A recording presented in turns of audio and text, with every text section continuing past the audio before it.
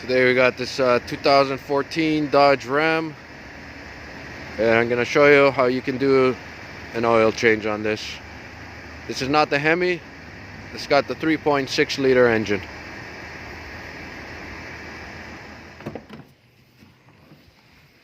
Alright, so first thing you want to do is pop your hood, and you can see right here is the hood release right in the center of your dash, above your brake pedal. So with the hood wide open, once again, this is the 3.6 liter engine. If you look towards the driver's side, you're going to see your oil cap, and right on your oil cap it'll tell you the grade of the oil that you're going to be needing. It's a 5W20. Synthetic is recommended, and you will need 6 quarts or 5.7 liters. Okay, so just looking from behind the driver's side tire, if you get down here, you're going to see where the oil drain bolt is.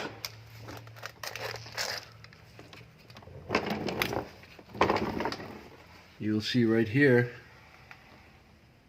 this is the engine oil pan, and there's the drain bolt right there, and that's a 13mm socket. So you can try to get to that from the driver's side, which I don't recommend. Seems like it's a shorter distance from the passenger side, and you don't have to lift this truck up in order to get to that. There's plenty of space between the floor and where the bolt is. You should be able to do this without lifting the truck up.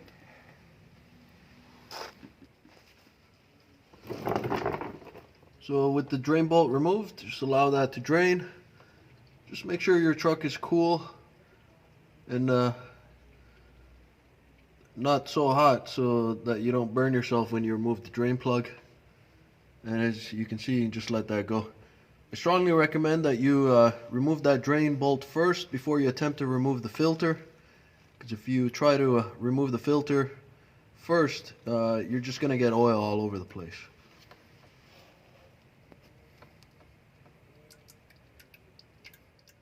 So if you look right in the center of the engine, you'll see the oil filter housing right there. You'll need a 24mm socket with a swivel and an extension. Just one more thing, this truck is fairly high. I'm about 6 feet tall myself, and I can barely reach the oil filter housing on my toes. So what you might want to also do is either get a little step ladder. What I'm going to use is just an old rim I got here. Just going to push this towards the front of the truck and just use that as a step, and you'll see that it'll help you a lot better. Okay, so with the oil filter housing removed, you'll see your old oil filter here. There's an O-ring right here. There's another one right here. This one will come with your new oil filter, and this is the oil filter number. It's 11665. So first thing you want to do is remove your oil filter from the housing, discard of that, and what you want to do is make sure you use some brake cleaner to clean off the housing itself.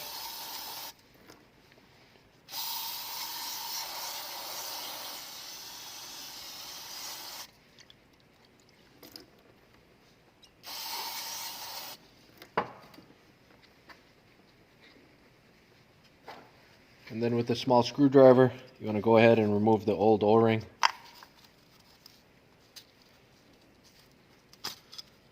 You can discard of that. Also, just clean the threads, just so you don't have any issues putting it back into place. If you have any rags laying around, just wipe it down.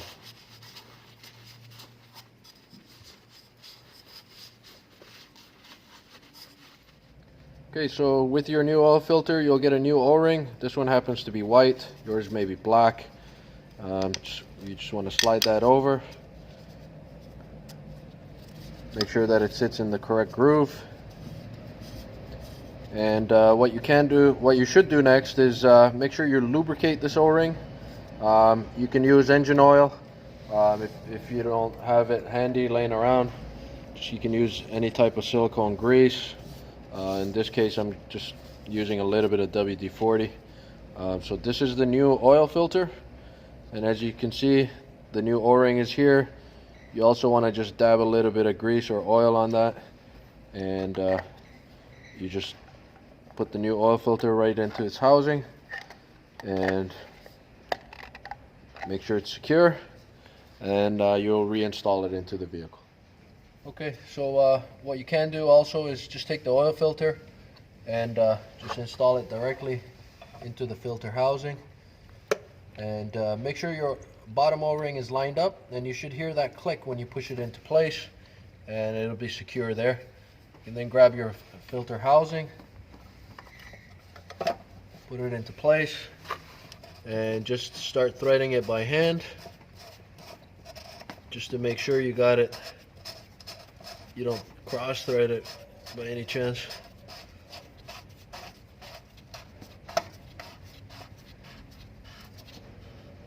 Once you got it going all the way, just grab your 24mm socket again, and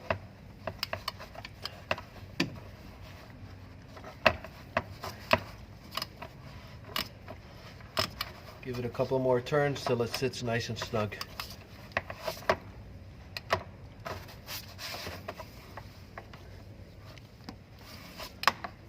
Just be patient. Take your time.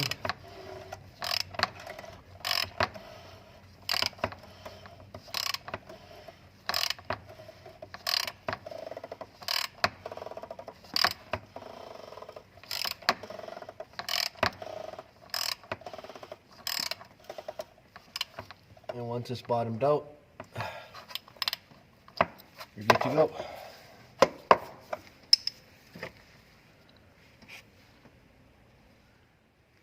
Okay, so once you've added your oil, again, this particular truck's 5W20, 5.7 liters or 6 quarts.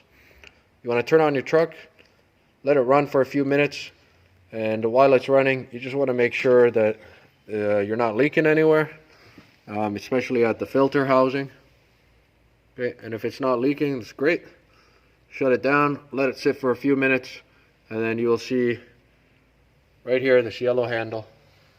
This is your engine oil dipstick. Just check the level again, and that's pretty much it. So if you found this video helpful and informative, please share, like, and subscribe for more great videos like this. Thank you and have a great day.